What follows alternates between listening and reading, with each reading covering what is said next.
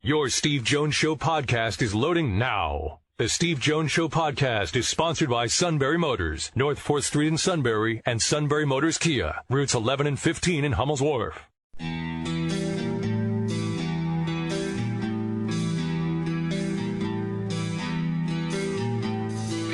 Sports talk where your voice counts. This is the Steve Jones Show on News Radio 1070 WKOK. Now from the Sunbury Motors Studio, here's Steve Jones.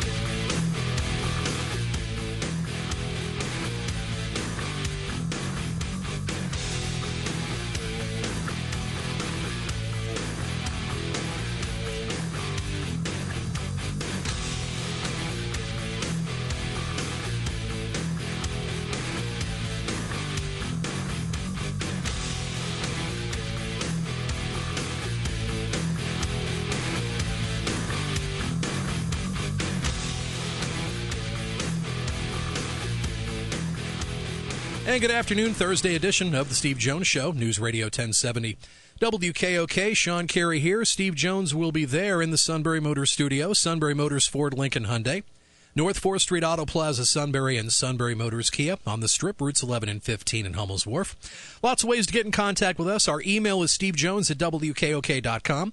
Like us on Facebook. Follow us on Twitter. Our Twitter handle at SteveJonesPSU.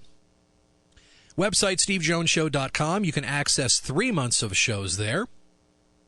Also, you can subscribe to our free podcast. We're on iTunes, the Apple Podcast app, and Google Play. Just search Steve Jones Show, hit subscribe, and once our shows are live on WKOK, we can drop them right to your smartphone and tablet so you can listen to them anytime, anywhere. Glad you were with us today. Got a great show on tap. Be our last one of the week since tomorrow.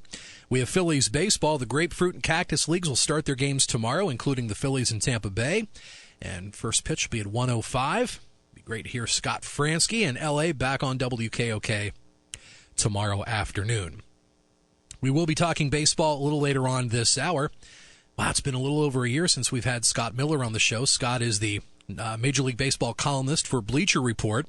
So he is scheduled to join us in less than a half an hour. He is currently in Florida following the Grapefruit League teams. Also, we will have Mark Brennan from FightOnState.com. Talk some Penn State football with Mark.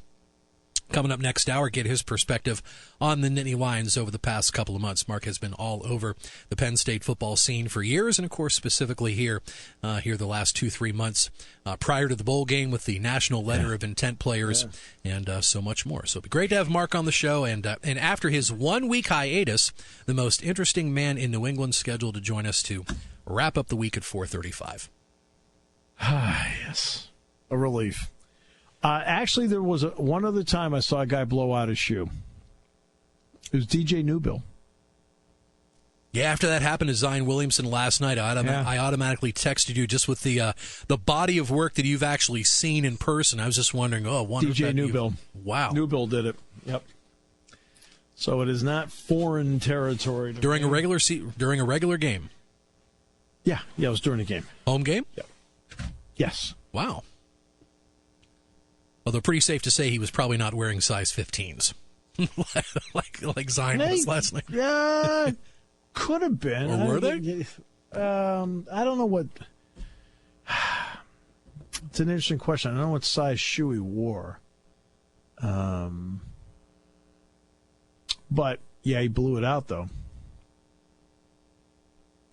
Yeah. That's the one I could remember was DJ Newbill doing it. Well, that took the air out of that game last night, though.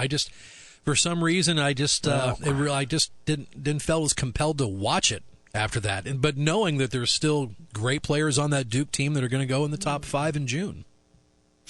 But this goes back to what I talked about when Trey Jones got hurt. Remember, they lost that game to Syracuse where Trey Jones got hurt. So what did I say the next day on the show? I said, what's apparent to me is that Duke is a very talented team, but not a deep team. Well, I think last night we saw that Duke is a talented team, but again, not a deep team. They lost Trey Jones, couldn't beat Syracuse. They lost Zion Williamson, couldn't beat North Carolina. Ironically, both games at home. And that's for Mike Krzyzewski, I mean, that drives it home even further. When they've got everybody, they're really good, like they were when they played Virginia twice. They had everybody. Like games where they've been missing a part, they have not been able to compensate for missing a part. And that's disconcerting for them. Now, what's interesting about the Zion Williamson thing is going to be this, moving forward. Duke will tell us how long they think he'll be out and what is their plan for moving forward.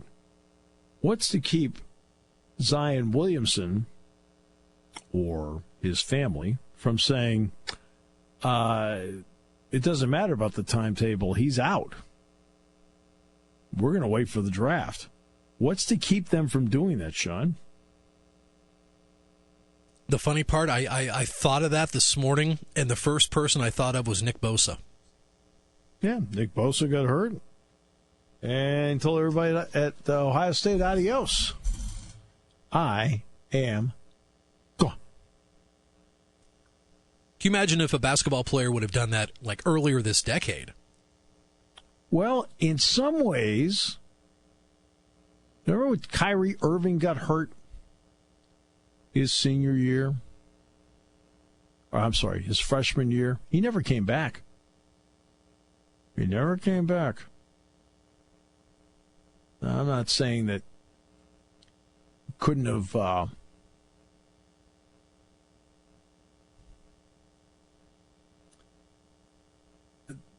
that he may not have been able to, but I'm saying he did not come back from his injury, never made it back. I always found that to be interesting, Sean. Because I was thinking about that. I said, has anybody done this where they got... And I thought of Nick Bosa, obviously, but I kept thinking college basketball, and he was the one I thought of. Remember, Ben Simmons was not exactly enamored with...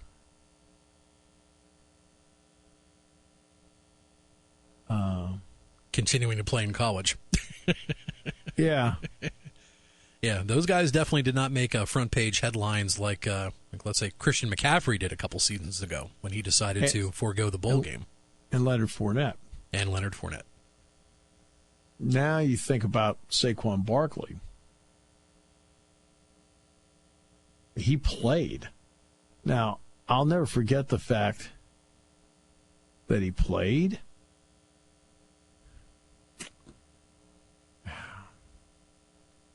You know, you got people who do things for the love of the game.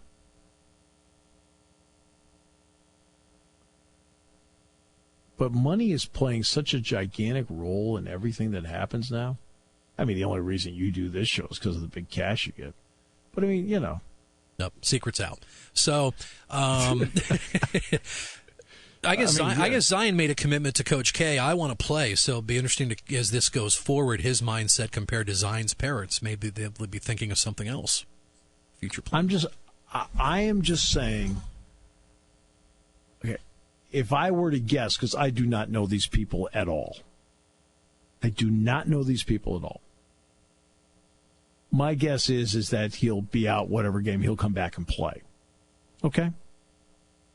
I mean, so I want to at least establish that my gut feeling is that he'll play. I'm just saying that it also is not out of the realm of possibility that somebody looks at him and says, no, we're not going to do this. We're going to wait for the draft.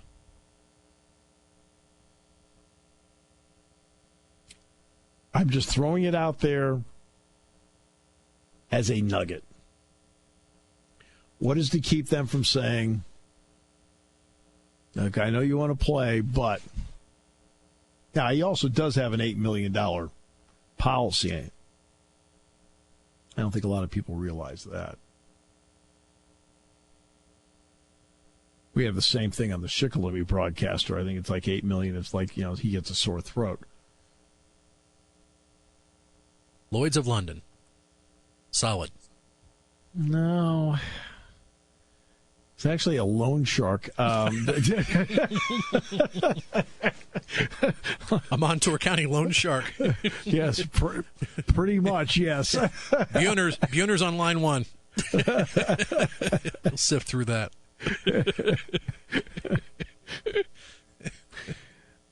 But the Williamson thing obviously has reignited the, they're not getting paid. They're making all this money off, and look what happened. You get hurt. You're going to use it. We are constantly looking at what the rules should be for the 1% when the 99% are benefiting. There are a lot of Duke basketball players, by the way, that when they're done at Duke, will be done at Duke. I mean, you saw, I mean, Jack White might play overseas, okay? The only NBA he's going to go to is if he's the guest of Zion Williamson.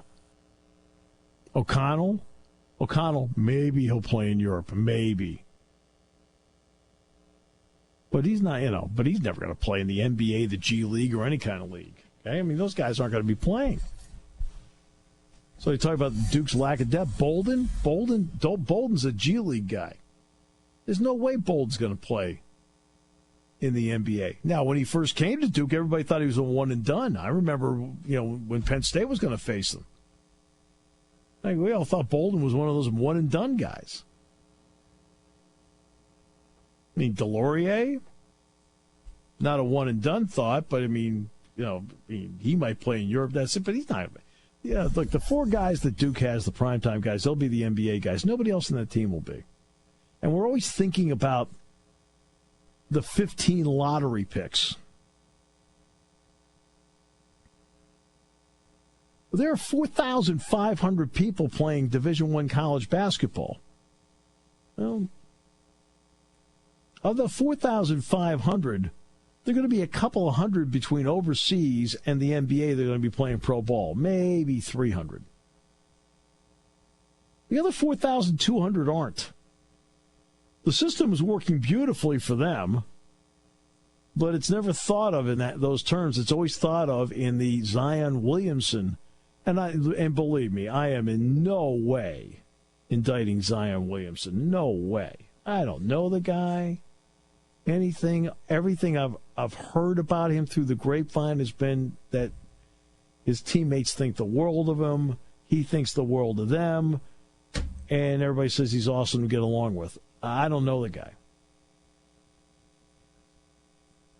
But we are now in a society where we applaud, man, Vaughn Walker got a scholarship. Charlie Schumann got a scholarship. Brandon Smith got a scholarship. Zion Williams on scholarship. Bad. Vaughn Walker, scholarship. Brandon Smith, scholarship. Charlie Schumann, scholarship. Good.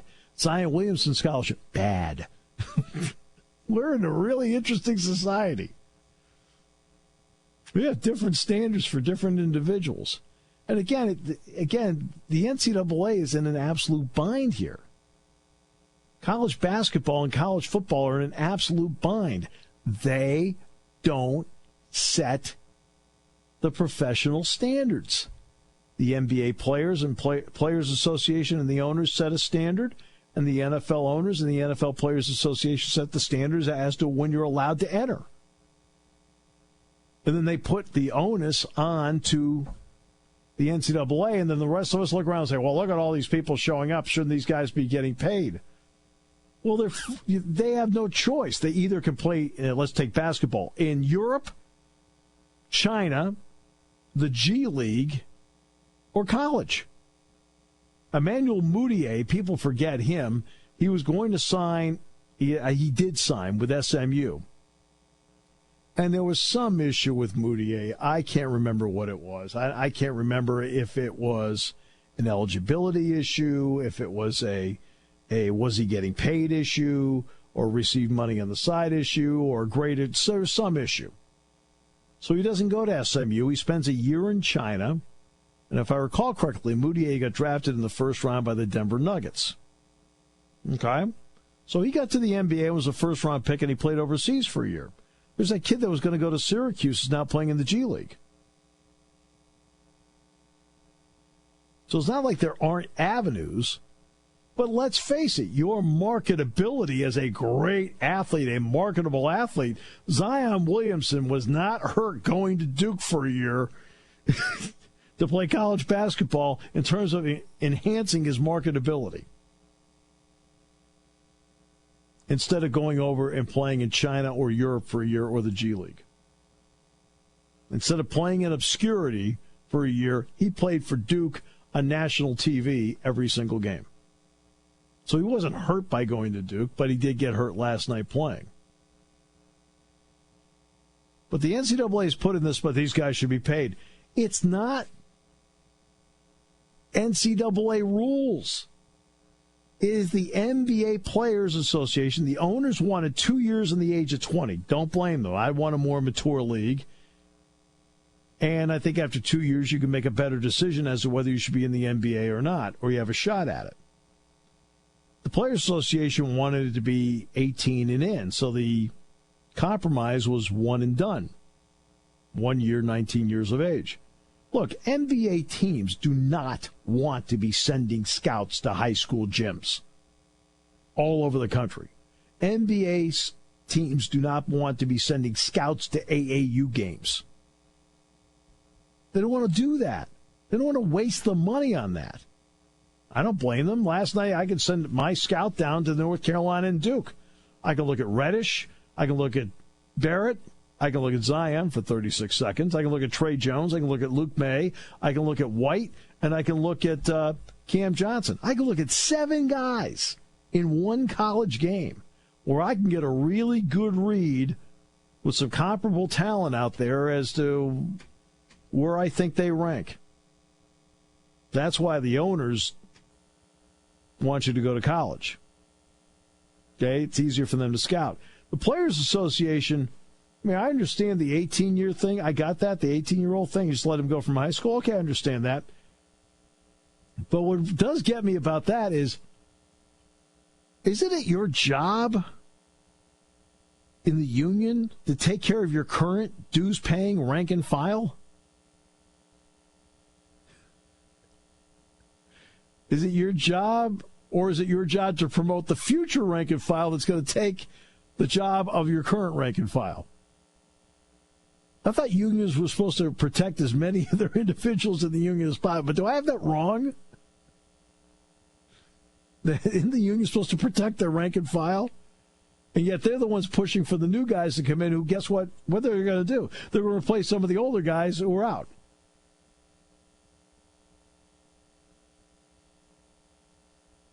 It's a very difficult. Sports is so different than anything else. So different.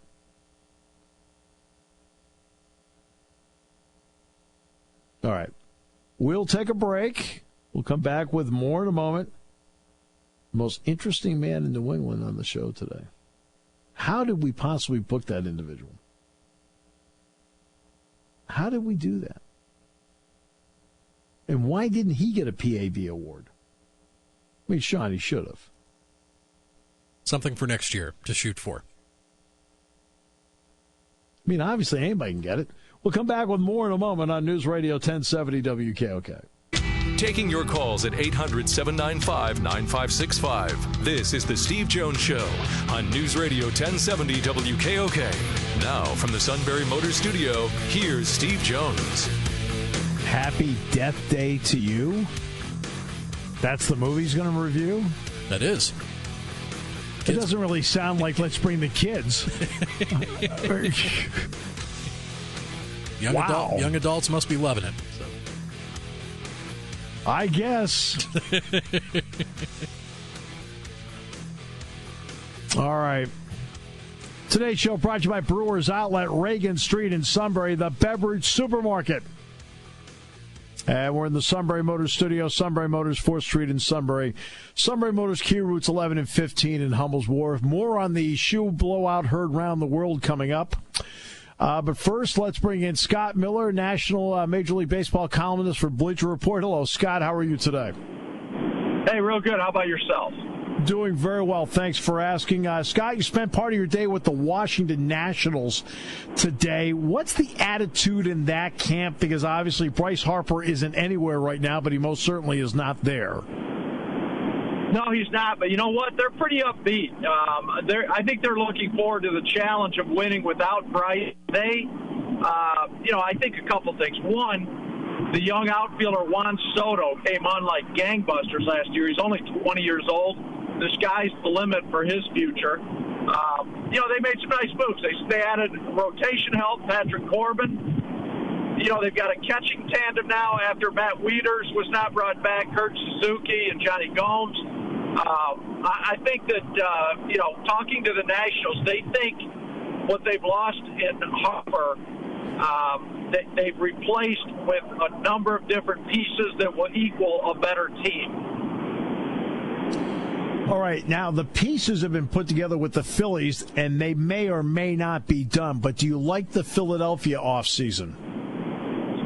Yeah, I do. I think that was a coup, acquiring JT Realmuto, the catcher. Yes.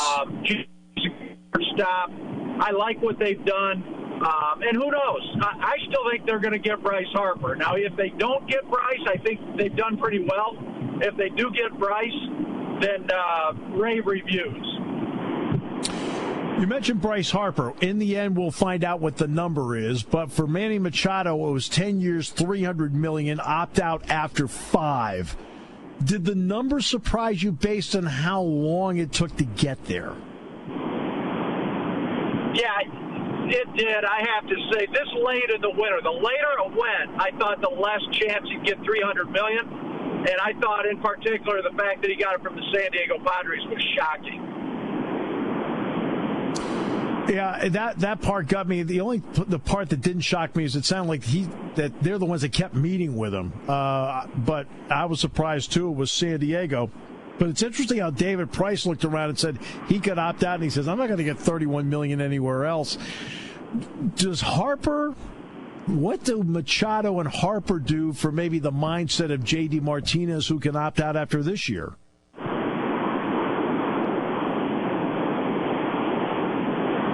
I know Scott's driving right now. I'll try that again. What does the $300 million number that Machado got that surprised everybody, what Harper might be able to get, what does that do for players who have opt-outs in their contracts for the upcoming year like a J.D. Martinez? Yeah, there you are. You cut out for a minute. I think, the players are still angry about how slow it's gotten with free agency. And a lot of people think that the $300 million deal all of a sudden snaps things back to normal. A lot of people outside of baseball, but the players will be quick to tell you that's not the case. Just because one guy signed for that kind of money doesn't mean the system is back to how it was. There's still a lot of unsigned players. Craig Kimbrell, Dallas Keuchel, Gio Gonzalez, Adam Jones. The list goes on and on right now. Exactly, and I know some players have been outspoken about it, such as Chris Bryant of the Cubs, because he's looking at what his future is going to be. But what is it taking now in an analytics-based world with a lot of, for the lack of a better term, Ivy League guys running front offices right now, that the Padres, for example, of what is an artificial $206 million cap, they just committed 14.5% of their yearly salary to one guy. Yeah, that's a big bite for the Padres. There's no question about it. And it's even more than that. A bigger percentage committed to 3 guys: Machado, Eric Hosmer, and Will Myers. But the thing with the Padres, they've stripped down and they've got a lot of good young talent coming. And as we know, in today's game, young talent equals cheap talent. So they don't have much payroll commitment beyond the next couple years. So that's what allowed them to add Machado and Hosmer last year. How concerning is it, though, for the players in the end that because of the analytics-based world that the movement is toward younger talent, because players 33 and older have dropped by 26% under this current model? Yeah, I mean, that's one reason the players are angry. That, yes, they've noticed that, and you're exactly right. That's what the analytics model has brought. It's brought younger talent into the game, and it poses problems for players who are in their early 30s. And the problem with that is guys that this way the systems worked for years, the players understood that when they first broke into the majors and were young, the club had the hammer, and they were going to be probably underpaid. But the catch always has been they're going to make it up when they become free agents. Well, now, if they don't make it up when they're free agents, if they're underpaid when they're in their 0 to 6 free agent, or not free agent, but 0 to 6 service time years, if they're underpaid, then they become a free agent, and the clubs are saying, hey, you're too old now. Then they never get what they feel their value is, and that's where they're going to clash with the owners. Exactly. Now that brings us to Aaron Nola. So in order to get away from arbitration, they put together this deal, which obviously was good enough for him. He signed it, and it's obviously good enough for the Phillies. You look at Trevor Bauer with Cleveland. Is that an example of why players really are skittish now about going to arbitration? Yeah, no question. And Bauer's said he wants to sign one-year deals. I mean, the players are looking at guys like Nola, and they don't want to get scared or bullied into signing deals when they're young that are completely club-friendly. And, that's what some of these young contracts are viewed as. All right, now let's get to at least the fun part. Okay, money can be fun in some ways, but let's get to the fun part. You're traveling around now trying to take a look at different teams. We mentioned the Nationals earlier. Who intrigues you on the current swing that you're making that you can't wait to get to their camp and kind of get a read on them? Well, like we talked about today, the Nationals were very interesting, without Bryce Harper. I'm going to see the Mets tomorrow. I'm going up north toward Port St. Lucie. They've made some interesting moves. Yeah, I mean, the Phillies I saw last week, and it was interesting to get their pulse, when last week the word was still, hey, they may get Machado or Harper. Now, since I've seen them, Machado's off the board. But the bottom line is the National League East probably as a group outside of the Miami Marlins made the most moves to improve this year. And I think each of those teams is pretty interesting. I think it's going to be a very competitive division.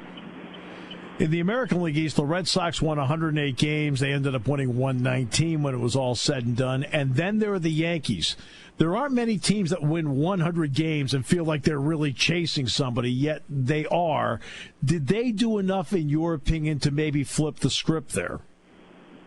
I'm sorry, the Yankees? Yes, the Yankees. Yeah.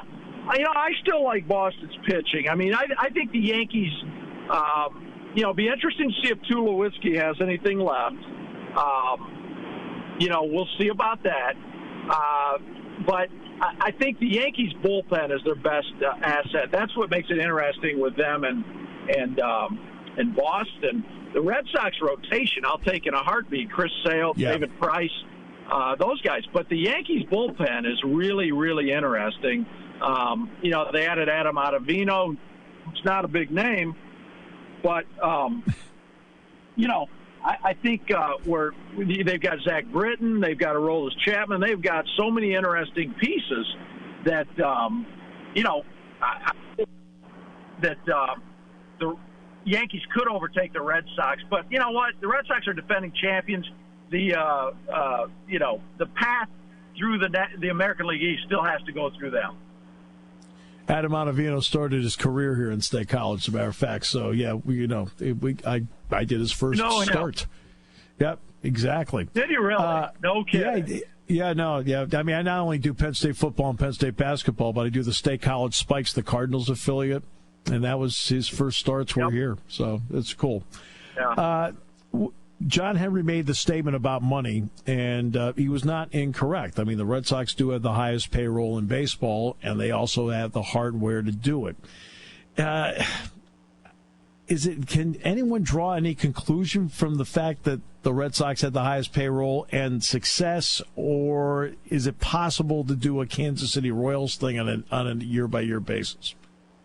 It's possible. I mean, look, I think you can't draw any definitive conclusions. I mean, baseball until last year, the past few years, it's not like the highest payroll team won. I mean, a couple of years ago, the Cubs won. They had a high payroll, but they weren't the highest. Right. So, the high payroll teams, what that gives you, obviously, is a big advantage. I mean, the Red Sox, they can sign a Pablo Sandoval to a giant, $80 million free agent contract. Yep. And then it doesn't work out. They can just kiss it off. Hanley Ramirez as well. They can just write off that money. Right. Now we're talking back to where we started, the San Diego Padres. If Manny Machado doesn't work out, a team like the Padres can't just kiss that off and regroup. Right. So, the Red Sox, there's no question money gives you a leg up, but it doesn't guarantee anything. We've seen that over and over the past few years. Let me ask you one final question. It's actually about you. You're down there. You're doing spring training right now. We've talked a lot about money. We've talked a little bit about teams. What drives you? What are the stories you like to write? What do you like to cover?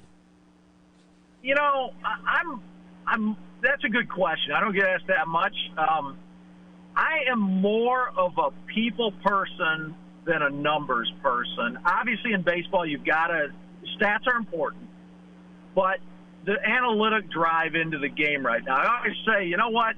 If I wanted to just sit around plowing through numbers, I would have paid more attention in math class back in high school. I mean, to me, it's all about the people and the characters of the game. Now, I did a story that's up on Bleacher Report. Just was posted yesterday.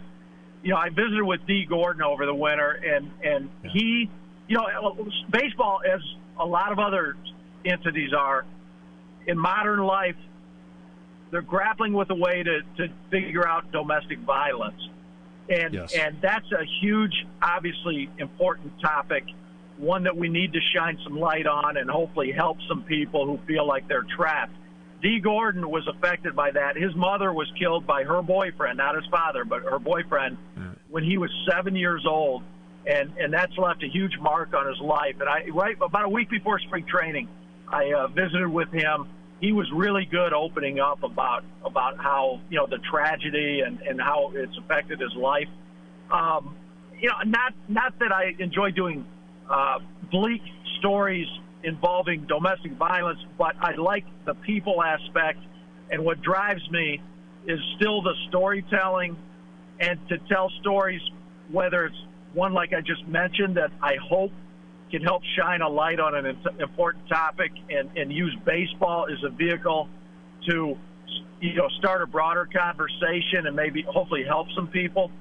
That drives me. Also the goofy baseball stories that, with the colorful characters. It's the game and the people. Perfect answer. You feel the same way we do. I mean, look, in what I do, we use whether I'm doing football, basketball, baseball. Yeah, I use analytics as a tool, but it's the people that drive you. I mean, I'm the same way as you are. Scott, thanks so much. Appreciate it. I know you've been driving around talking to us, and you gave us great information. It was a lot of fun talking to you. Thanks so much for it. Likewise. I hope the background noise wasn't too bad. It's perfectly fine. No, I just felt like we were just sitting in the car together driving along. Excellent. I appreciate it. Thank you. Scott Miller, National and Major League Baseball columnist for Bleacher Report. We will come back with more in a moment. Mark Brennan, Fight on State next half hour as we continue. Don't forget, next week, Dave Cicchini, new head football coach at Bucknell, and Johnny Holiday, my compadre, the play-by-play voice on Maryland football and basketball on the show next Tuesday as we continue on News Radio 1070 WKOK, brought to you by Brewers Outlet. When it comes to car buying, there's the other guy's way, and then there's the SMC way. The other guys force you into a vehicle you really don't want. The Sunbury Motors way lets you take the time you need to browse, ask questions, and take the test drive and think on it. For over 100 years, the Mertz family and all their employees have made your experience the most pleasant one you'll ever have. The other guys won't offer you the best price for your trade, no matter how much they say they will. The SMC way is their promise to provide you with the most money the market shows your vehicle is worth. The SMC way is to offer you all applicable factory rebates on new vehicles and generous discounts. Looking for a pre-owned vehicle? The SMC way checks each vehicle in a 200-mile radius to determine the lowest price, then beat it. It's the lowest price promise, just part of the SMC way. The choice is up to you. The other guy's way or the SMC way. The SMC way wins every time. Sunbury Motors Company in the North 4th Street Auto Plaza, Sunbury, and at sunburymotors.com. Selling more cars and satisfying more customers for over 100 years.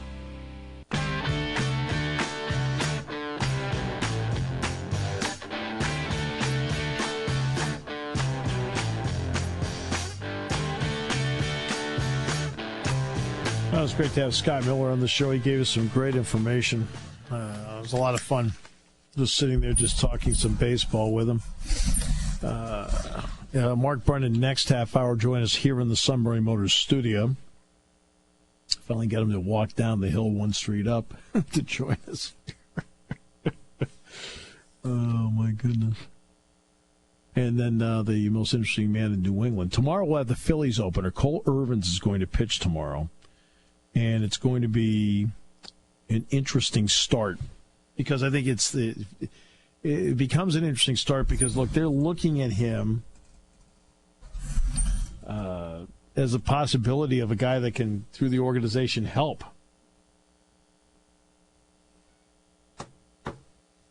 So let's go from let's go from there and see whether he puts himself on the path to helping. I think it's going to give him the ball first because I think they want to find out right away. And that'll be tomorrow.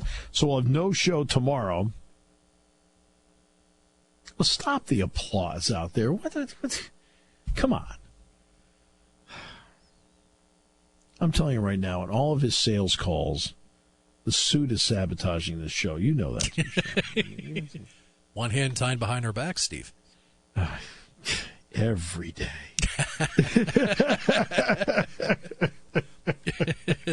But no, talking about the Phillies, this has been a true test of Phillies fans' patience, and they finally get the Harper deal done. If that finally happens, then they can turn to some pitching. Maybe they may not be done after signing Harper if they turn toward either Craig Kimbrell, Kimbrell, Dallas Keuchel. Sure, yeah, absolutely.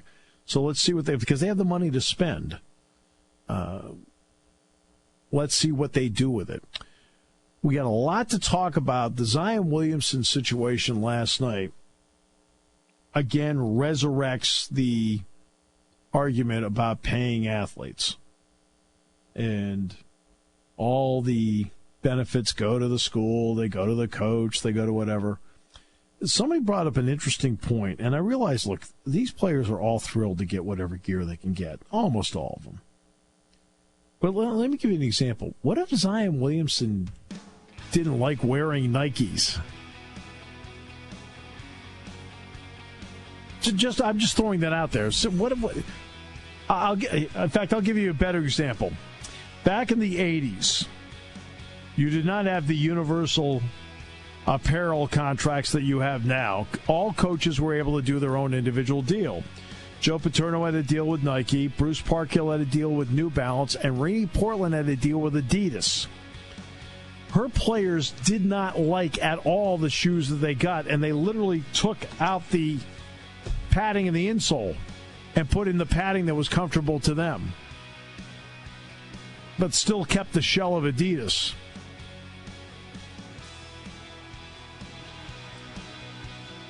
There's so many questions that go today. Money is really doing great things for sports, and money is also hurting sports. Your station for news, weather, business, and CBS Sports Radio. News Radio 1070 WKOK Sunbury and on WKOK.com.